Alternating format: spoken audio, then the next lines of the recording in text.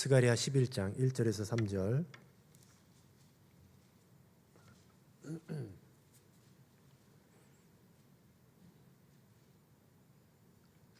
찾으셨으면 다 함께 합독하겠습니다. 시작. 레바논아, 내 문을 열고 불이 내 백향목을 사르게 하라.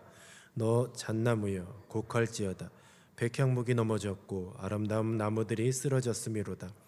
바산의 상수리 나무들아, 곡할지어다. 무성한 숲이 엎드러졌도다. 목자들의 곡하는 소리가 나미여, 그들의 영화로운 곳이 쓰러졌음이로다. 어린 사자의 부르짖는 소리가 나미여, 이는 요단의 자랑이 쓰러졌음이로다. 아멘. 백향목이 쓰러지다라는 제목으로 말씀 증거하도록 하겠습니다.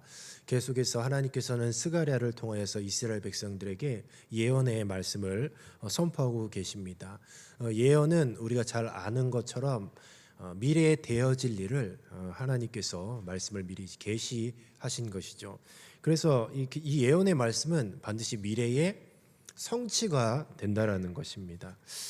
그렇다면 오늘 이 말씀에 보니까 뭔가 사람이 아니고 나무의 이름이 이렇게 계속 나오고 있어요. 우선 제일 먼저 나오는 나무가 레바논의 백향목이라는 나무가 나오고 있습니다.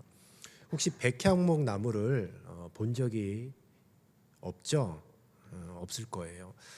우리나라에는 그렇게 흔하지 않은 나무 같은데 이 백향목 나무가 어느 정도냐고 하면 당시 그냥 이스라엘 백성들이 생각하기에 백향목 나무는 동물로 치자면 사자예요. 사자. 나무계의 사자. 그러니까 제일 좋은 나무, 제일 멋진 나무. 그래서 열왕기서와 역대기서를 보면 성전 건축에서 솔로몬이 레바논에서 백향목을 들여와서 그것으로 성전을 짓는 그런 내용들이 나오고 있습니다. 이 백향목은 그러니까 소나무과에 속하는 상록교목이라고 해요. 그래서 힘, 아름다움 그리고 번영을 상징하는 나무예요. 왜냐하면 거목이 있기 때문에. 높이가 자라면 30에서 40m 정도를 자란다고 합니다. 그리고 그 가지가 우산꼴로 무성해져서 아주 좋은 그늘을 제공하고 있어요. 이로 인해서 이제 백향목이 나무들의 왕자로 그렇게 일컬어지기도 합니다. 이 백향목의 특징 때문에 그래서 나무가 너무 좋잖아요. 거목이고 굉장히 쓰임새도 중요하고 굉장히 가치가 높은 그런 나무이기 때문에 이스라엘 백성들, 그러니까 유대인들은 특별히 이 나무를 이스라엘의 지도자로 지칭하거나 혹은 이스라엘의 지도자로 그렇게 비유하기도 해요. 오늘 본문 말씀도 마찬가지입니다. 오늘 이 본문 말씀에 나오는 이 레바논의 이 백향목 나무는 그냥 나무가 아니라 이 나무가 비유하는 인물이 있는 거죠. 그게 누구냐면 이스라엘의 지도자를 이야기하는 것이에요. 그런데 오늘 1절에 보니까 레바논아, 내 문을 열고 불이 내 백향목을 사르게 하라. 심판의 내용인 것이죠. 백향목을 사르게 하라. 이것이 무엇입니까? 이스라엘의 지도자를 불로 사른다라는 거죠. 결국 이 심판의 메시지를 나타내고 있어요. 자, 그런데 2절에 보니까 또 여러 나무들이 있습니다. 잣나무도 나오고 상수리 나무도 나와요.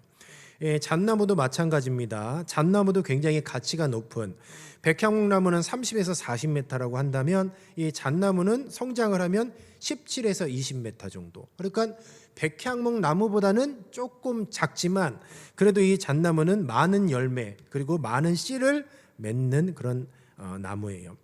그래서 붓을 세운 것처럼 곧바로 하늘로 솟은 그런 모양이 장관을 이루고 있습니다. 그래서 이 나무도 이스라엘의 정치, 사회 지도자들을 상징하는 그런 나무이기도 해요.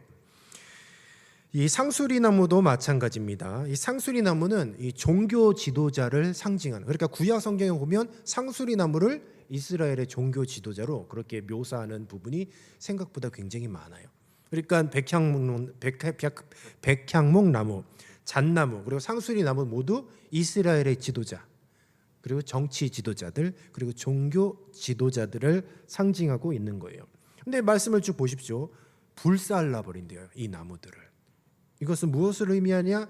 이스라엘의 지도자들, 특별히 종교 지도자들을 지금 하나님께서 심판하시는 하시겠다는 겁니다. 굉장히 무서운 말씀이죠. 우리가 3절을 같이 한번 다시 읽어보도록 하겠습니다. 시작. 목자들의 곡하는 소리가 나며 그들의 영화로운 것이 쓰러졌음이로다. 어린 사자의 부르짖는 소리가 나며 이는 요단의 자랑이 쓰러졌음이로다. 자, 나무, 특별히 이 백향목 나무는 요단의 자랑이에요. 백향목 나무는 이들에게 뭔가 영광이 되는 것이죠. 그들이 생각하는 그 영광스러운 백향목 나무, 영광스러운 종교 지도자, 정치인, 왕이 될 수 있잖아요. 이 백향목 나무가 지금 불살라버리고 무너진다라는 것이죠. 이것은 아까도 이야기했듯이 심판을 이야기하고 있습니다. 스가랴 11장은 핵심이 되는 것이 있어요. 핵심되는 단어가 뭐냐? 오늘 본문 말씀뿐만 아니라 다다음 주에 살펴볼 이 11장 전체의 내용 중에 가장 핵심되는 키워드는 뭐냐면 목자예요, 목자. 어째서 이 백향목이 쓰러지는 것처럼 이스라엘 백성들은 이렇게 심판을 받을 것인가? 아까도 이 얘기했듯이 나무는 지도자를 상징한다고 했어요. 결국 이 지도자는 목자예요, 목자. 그런데 이제 11장 후반부를 쭉 보면 나쁜 목자에 대해서 계속 얘기를 하고 있습니다. 나쁜 목자. 그 나쁜 목자가 어떤 목자냐? 양떼 피를 빨아먹고 양떼를 학대하는 것이 나쁜 목자예요. 그런데 이스라엘의 지도자, 이 지도자들이 심판을 받는다고 했고, 자, 이스라엘의 지도자들이 심판을 받는다고 하면 백성들은 똑같이 고통을 당하는 것이죠. 근데 이스라엘 백성들의 그 고통을 어떻게 당하느냐? 하나님이 심판하시는데 나쁜 목자를 보내주신다는 거예요. 나쁜 목자를 하나님께서 보내주셔서 나쁜 목자들로 하여금 그 나쁜 목자들이 양떼의 피를 빨아먹고 착취를 하는 것이죠. 그것이 하나님의 심판입니다. 그런데 하나님께서 왜 이런 심판을 내리셨을까를 생각해 본다면 결국 이 목자가 키포인트예요. 키포인트. 바로 이스라엘 백성이 왜 이렇게 심판을 받았냐 하면 진정한 참 목자를 배척했기 때문인 거죠. 오늘 이 말씀이 왜 중요하냐면 이 말씀이 그대로, 그러니까 AD 70년에 그대로 이 말씀이 예언이 이루어집니다.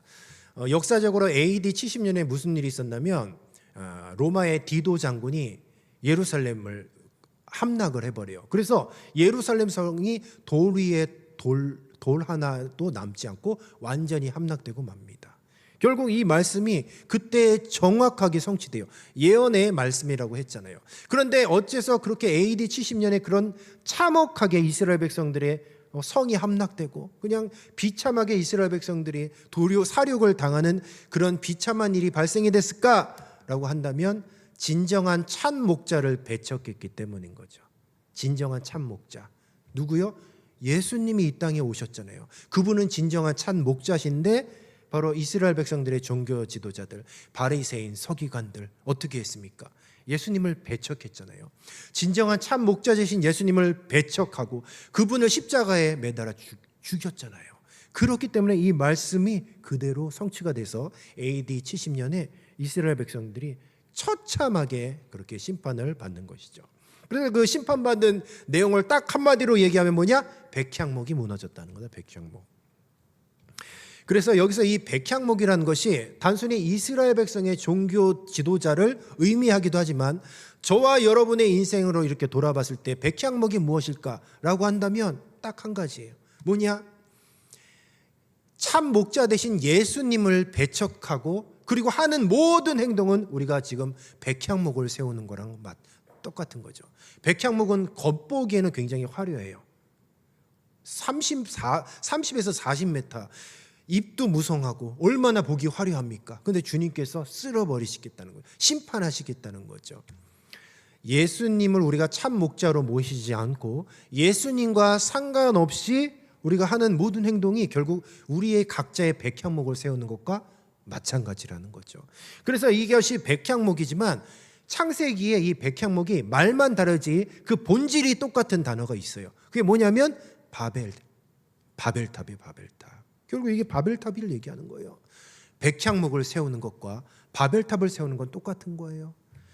하나님을 업신여기고 하나님을 영광 올리고 하나님을 영화롭게 사는 게 아니라 인간의 이름을 내세우려고 바벨탑을 쌓았잖아요. 그러니까 하나님께서는 심판을 내리셨고, 참 목자 대신 예수 그리스도를 배척했어요. 그러니까 이스라엘 백성들 AD 70년에 디도 장군을 통해서 철저하게 심판당했죠. 마찬가지입니다. 오늘날 우리들의 삶도 마찬가지예요. 우리 각자의 백향목을 세우는 그런 인생을 산다라고 한다면 우리도 동일하게 심판을 받을 수밖에 없다라는 것이죠. 그렇다면 우리의 인생을 살 때 내 가치를 무엇에 두고 사는지를 우리는 돌아봐야 되는 것이죠. 무엇을 만들고 무엇을 세우고 살고 있느냐.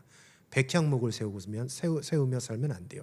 단순히 이 좋은 나무를 의미하는 게 아니에요.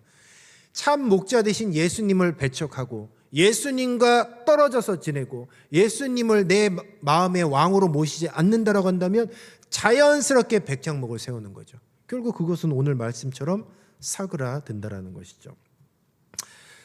자, 오늘 말씀해 보니까 어린 사자래요. 어린 사자. 이 어린 사자도 마찬가지예요.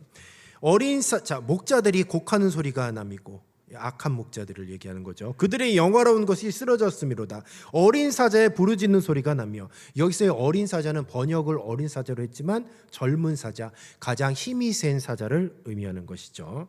결국 이 어린 사자도 백향목을 의미하는 거죠. 이스라엘 백성의 그 리더자들을 의미하고 있는 것이죠. 이 말씀을 상고해 보면서 굉장히 스스로를 생각해 봤어요. 그래, 나는 과연 참된 목자인가? 물론 예수님이 참된 목자고, 청년부의 교육자로서 제가 이 자리에 섰습니다. 그런데 과연 나는 주님과 동떨어진 내 생각대로, 내 뜻대로 청년부를 꾸려나가고, 주님이 원하지 않는, 예수님이 참 목자가 되셔서 그분이 원하시는 뜻대로 하지 않고 내 생각, 내 야망대로 혹시나 이 주님의 이 몸된 교회와 그리고 우리 청년부를 이끌어가는 것이 아닌가를 제가 한번 생각을 해 보았습니다. 계속해서 목자를 때리는 그런 말씀이에요. 그러니까 여러분들 찔리겠지만 굉장히 저는 되게 불편한 말씀이에요. 11장이 계속 다음 주는 막 사정없이 목자 막 나쁜 놈 막 이러면서 막 그렇게 얘기를 해요. 빨리 11장이 지나갔으면 좋겠어요. 저도 굉장히 마음이 불편하고 스스로를 끊임없이 돌아보는 거죠.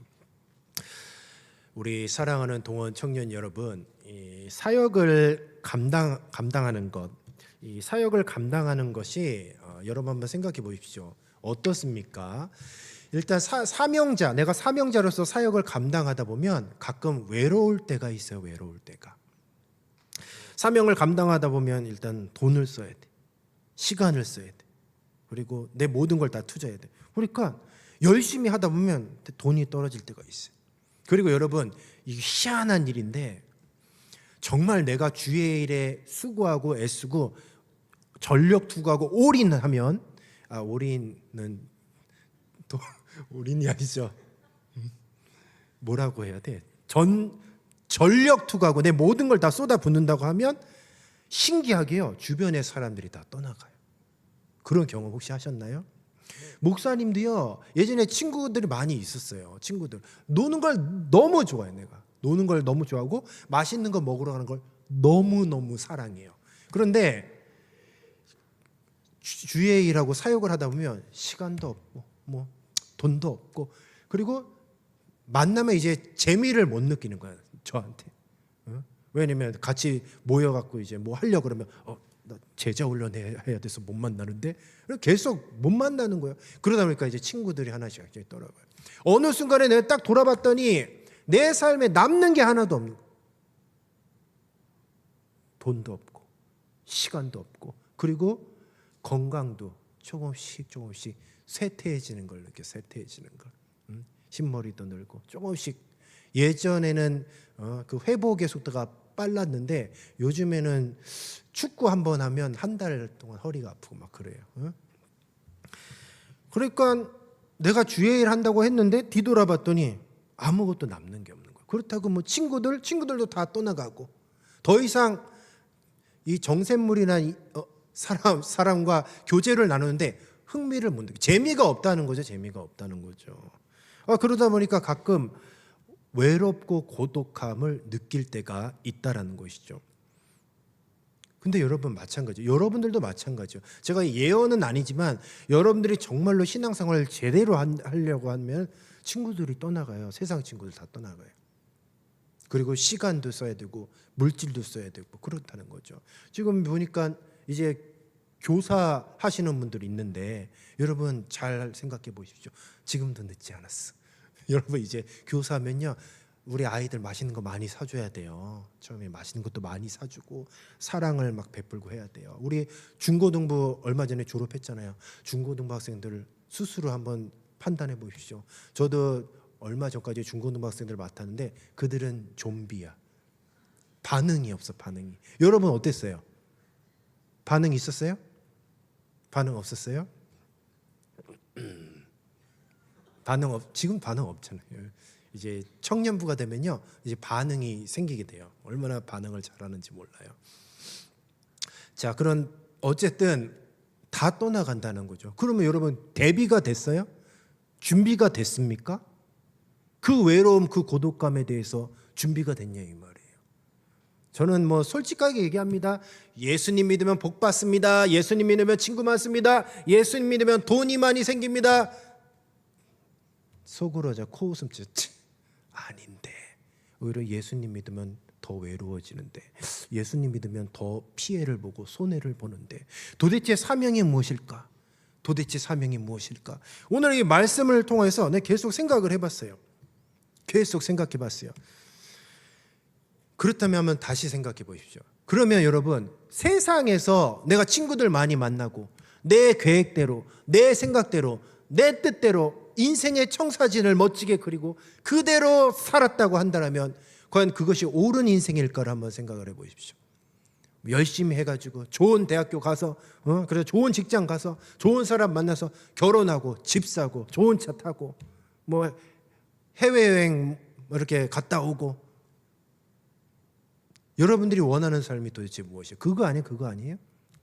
그런데 예수님을 배제한 내 계획, 그리고 예수님을 참 목자로 모시지 않는 나의 청사진은 자칫 백향목이 될 수가 있어요. 백향목. 내가 그것을 얘기하는 거예요 지금. 그렇다면 주님, 내가 주님 맡겨진 사명을 감당하다가 이 겪는 이 외로움과 이 고독함과 그리고 이 쓸쓸함, 그리고 내 주변에 아무것도 남지 않는 것 같은 이 상황들을 내가 어떻게 받아들여야 됩니까? 제가 그런데 이 문제를 놓고 한 주간을 이렇게 고민을 했어요.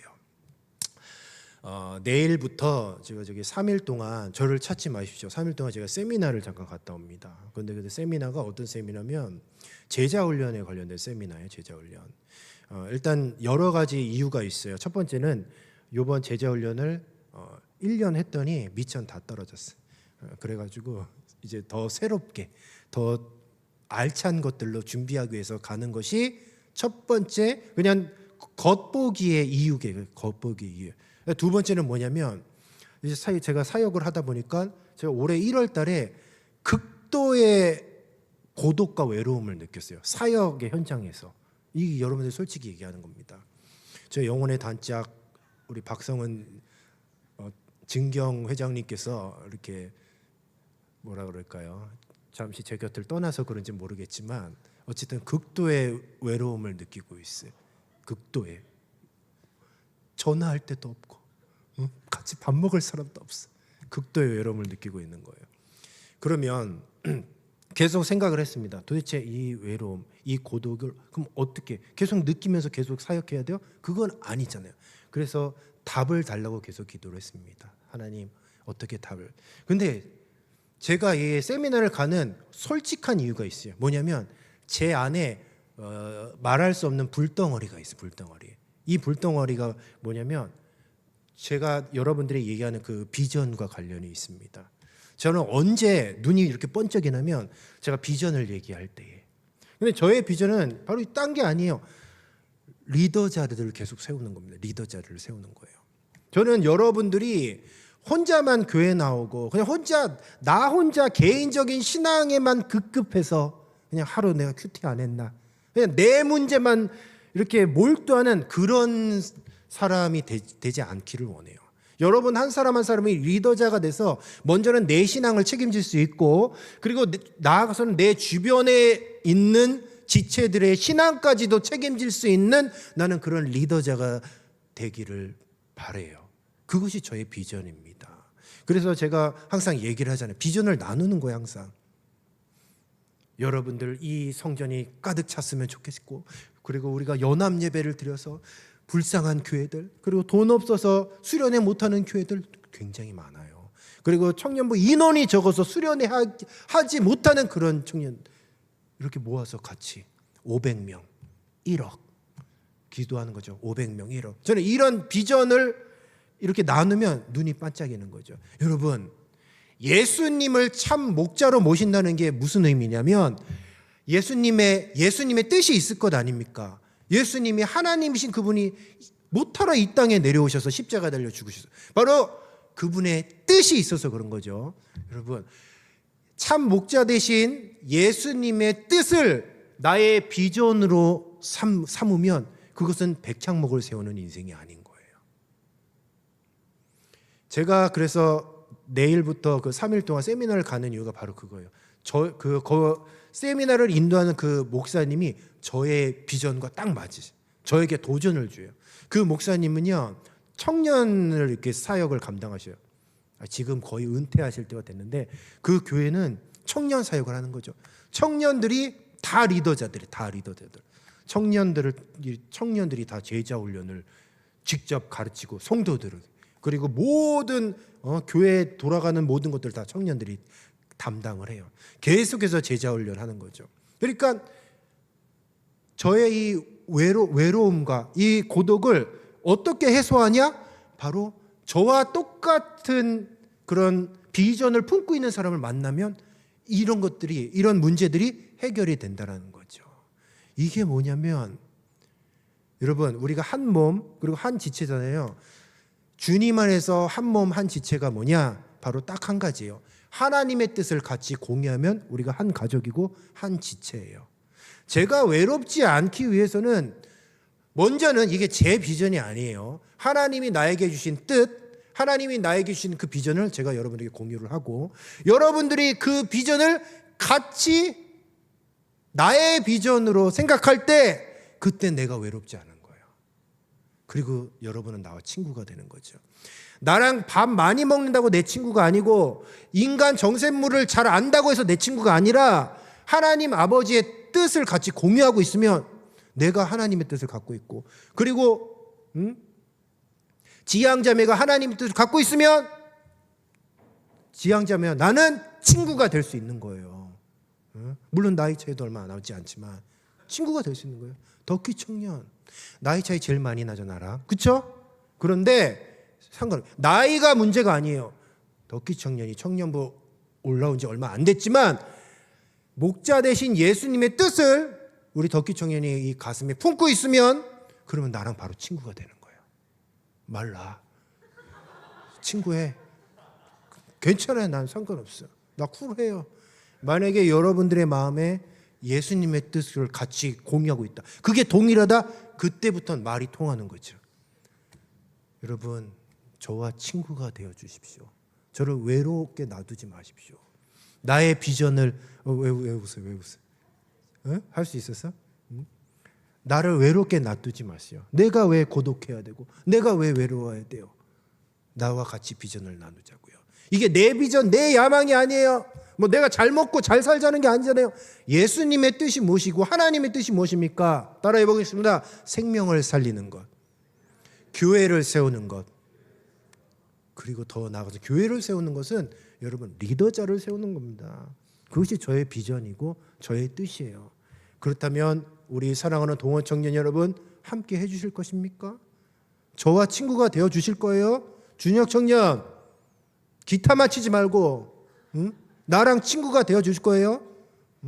나 그런 딱 사람만 있으면 행복할 것 같아요. 더 이상 외롭지 않을 것 같아요. 여러분, 신앙생활하면서 그 외로움을 어떻게 극복하냐? 비전을 나누면 돼요. 비전. 그리고 똑같은 비전을 같이 공유하면 돼요. 그러면 한 가족이고 한 공동체고 우리는 예수 그리스도가 머리가 되신 한 몸인 줄로 믿습니다. 비전을 공유해야 돼요. 이제부터 여러분들의 비전, 그 비전은 더 이상 백향목이 되는 게 아니에요. 그 비전은 하나님이 주신 비전이기 때문에 백향목은 쓰러지고 백향목은 불살라 심판받지만 그것은 예수님을 배제한 것이기 때문에, 그러나 내가 어차피 참 목자 되신 그분의 뜻을 나의 비전으로 삼는다면 그것이 결국 하나님의 나라의 확장이 되는 것이고 주님의 몸된 교회의 부흥을 이루어 준다라는 것이죠. 말씀을 정리하도록 하겠습니다. 청년은요, 나이가 중요하지 않아요. 나이, 성별도 중요하지 않아요. 우리는 정말 중요한 게 뭐냐? 같은 비전을 공유해야 돼요. 같은 비전을. 같은 꿈을 꿔야 돼요. 그러면 더 이상 우리 청년반에 소외되는 사람 없어. 나처럼. 나를 소외시키지 마십시오, 여러분. 같은 비전을 품고 같이 나아가길 소원합니다. 그래서 기도할 때 같이 기도해 주십시오. 어떻게 기도하냐? 처음에는 처음에 이렇게 구체적으로 기도해줘. 주님 500명 1억, 500명 1억 이렇게 기도해 주세요. 구체적으로. 이게 뭐예요? 무슨 뜻이에요? 거봐, 아직 친구가 아니야, 여러분들은. 500명 우리가 집회할 수 있도록 딱 내 계산해 보니까 1억 들더라고. 50명 900만 원 들었으니까 500명 1억. 그러니까 기도할 때 여러분 이렇게 기도 여러분의 비전이 아닌 것 같은 이렇게 눈빛으로 본. 각자의 비전이 있어요? 하나님한테 물어봐요. 그럼 똑같이 대답할걸요? 따라해 보겠습니다. 500명 1억. 그렇죠. 구체적으로 같이 기도해 주십시오.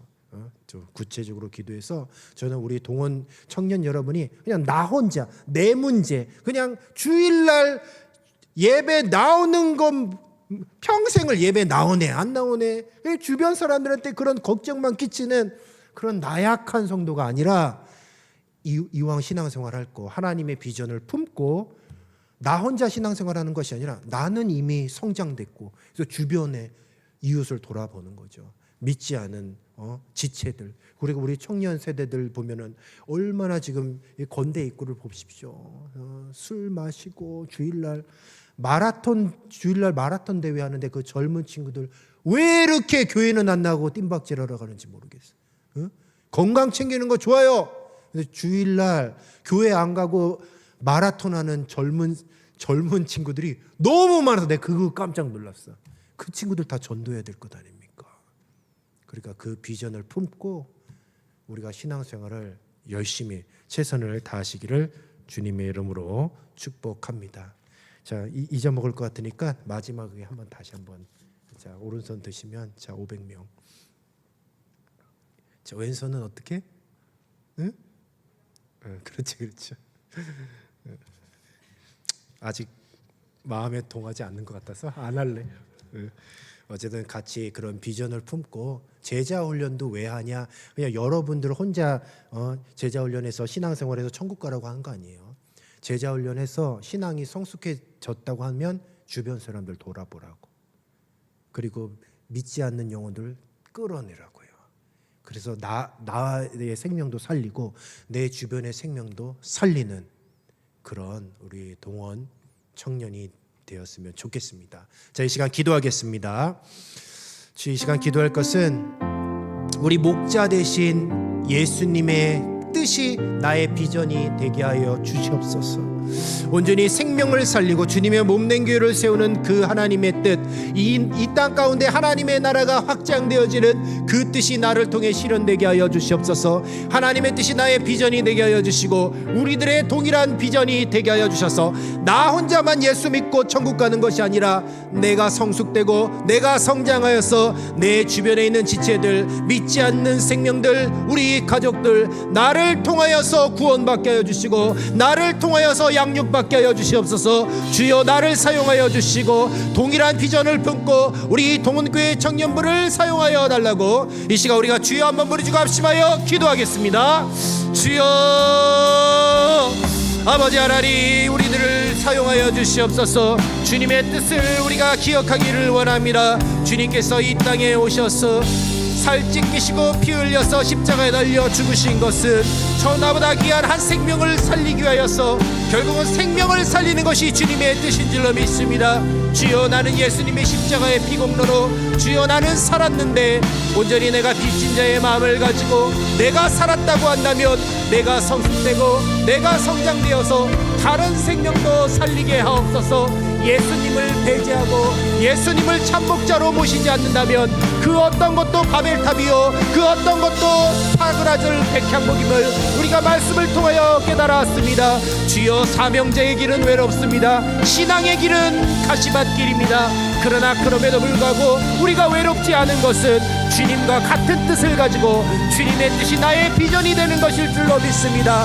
주님 도와주시옵소서. 더 큰 뜻, 더 큰 비전으로 함께 공유하게 하여 주시고 이제는 나 혼자만의 신앙생활이 아닌 내 주변 사람들을 돌보고 많은 생명들을 살리고 주님의 몸된 교회, 특별히 이 비전어스를 통하여서 이 열방에 그리고 이 구이동에 이 한국 땅의 모든 청년들이 주여 구원을 얻을 수 있는 마지막 때의 노아의 방주와 같은 역할을 감당하게 하여 주시옵소서.